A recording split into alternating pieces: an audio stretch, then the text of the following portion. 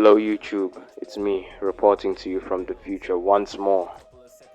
I said in the reaction before this that is currently out and hasn't been blocked by a fucking copyright strike. That is a copyright strike or a copyright claim. That every time I send one of these messages, it's literally me sending a message to you from the future telling you what the fuck is going on and for you to be patient, guys. And yeah, we here. The latest track 8 has been hit with a copyright claim that I'm disputing. I'm holding faith that maybe it'll be out by tomorrow or something because Ain, if that's the name of the song, I don't know how to pronounce the name of that song. When I disputed that copyright claim or whatever, it got solved so fast. I'm holding out hope that this next one will also be solved fast. But man, I'm getting hit from all corners, guys. This feels like how Ray Leonard said he felt when he fought Roberto Duran. Like he said he felt like Roberto Duran hit him so hard that he had to look around the ring and like try to figure out who else was in the ring with them, because like he felt like he was getting beat up by multiple people the way he got hit so hard. it was one guy who just hit like a fucking bull. That's how I feel right now, being hit by these copyright claims and shit, man. This is some bullshit, bro. Why BABYMETAL's whole system gotta be so strict? But anyways, right now we on track 9, and track 9 is UKI Midnight, live from the Fox Festival. Let's get to it.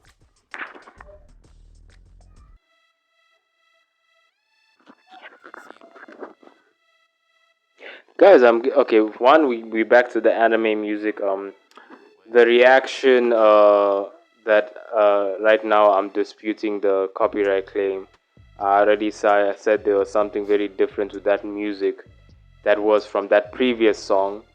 What's the name of the previous song again? Song 4.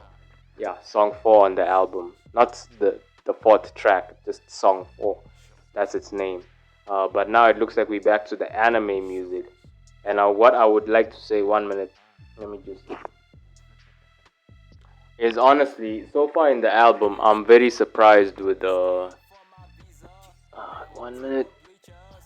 Yeah, I'm very surprised with all the intermissions that they're having and the beat switches. Like, the beat switches aren't regular. Like, the beat switches are, like, they switch to different genres that are just surprise you, that are honestly the opposite of what type of music they make, but they sort of like find a way to make it work.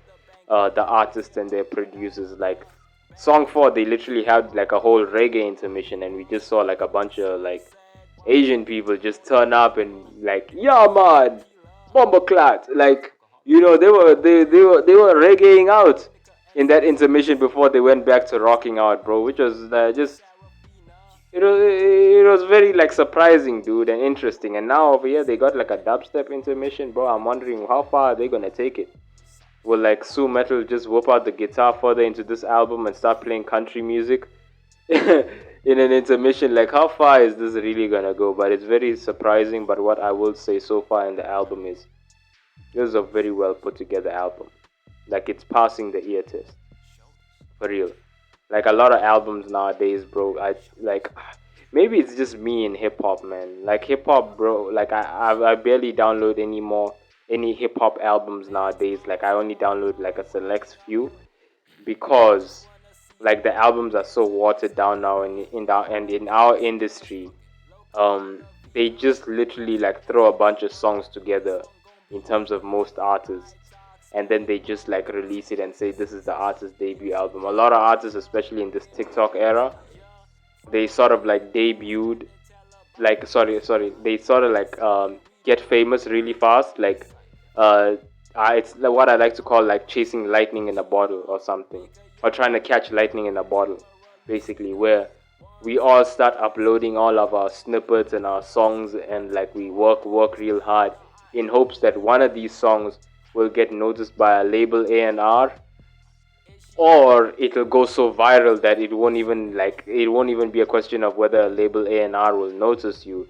It'll be a question of what label wants to take advantage of how quickly famous or how popular you've gotten so fast, and what position they want to put you to all start making money off of you basically, and all of that. And in that whole process, as I detract into like music industry talk, when you get to music in that level without it being built, especially like these bands where you can see, even the way you guys have told me, these girls from a young age were sort of like built up and trained to be these level of artists. It wasn't just talent, it wasn't just like an overnight thing, like they were trained, you know.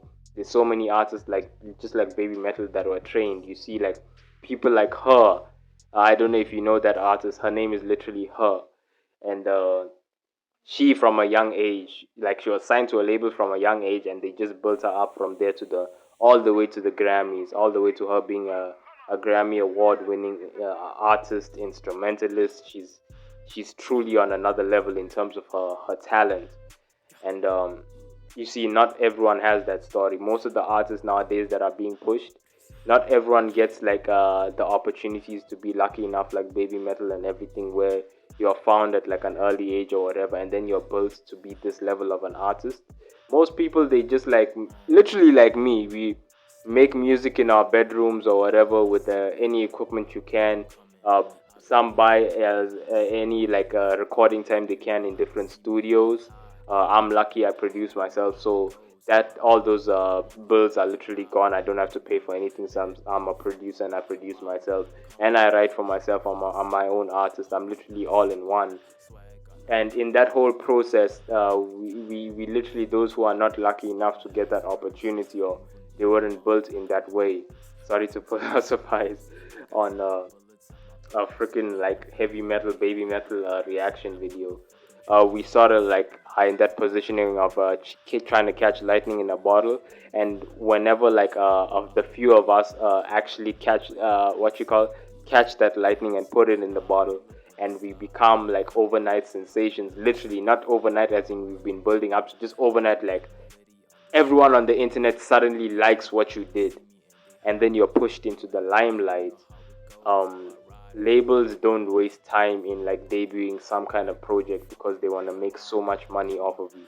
They don't help build you. They don't help build an album that's worthy to be remembered. Like, I downloaded some albums, bro, for the sake of downloading, like some artists that are popular, who like I decided to give them a chance, especially in hip hop. And honestly, the singles here and there were dope, the standout singles, but the whole album as a whole was very weak, and it showed a lack of being built and a lack of like just being an artist. And honestly, this is the level we're trying to get to, all of us. That's why I drop more like projects than singles. Honestly, if I drop a single, a project is on the way, because this is the level we should all be striving to. Because honestly, so far, this album is very well put together. This album is very well constructed. I know we're watching the live versions, but honestly speaking, guys, this music right here, the way they've constructed this album so far, and the transitions I'm hearing and the work I'm hearing they're doing on the instrumentals, not only as like a viewer or a listener, but as a producer